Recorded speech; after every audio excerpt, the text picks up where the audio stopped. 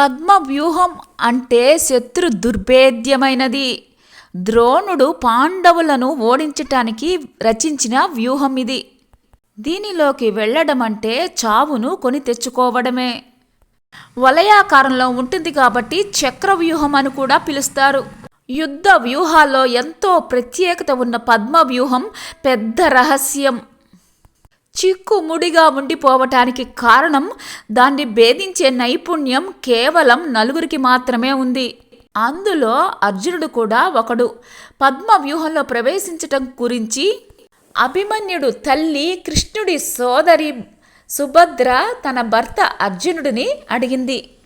అప్పుడు అభిమన్యుడు సుభద్ర గర్భంలో పెరుగుతూ ఉన్నాడు. పద్మవ్యూహం గురించి అర్జునుడు చెబుతూ ఉండగా సుభద్ర ఊకొడుతూ నిద్రపోయింది. అయితే ఆ తర్వాత నుంచి సుభద్ర గర్భంలో ఉన్న అభిమన్యుడు కొట్టడం మొదలుపెట్టాడు. అది గమనించని అర్జునుడు పద్మవ్యూహంలోకి ఎలా వెళ్లాలో చెప్పేశాడు.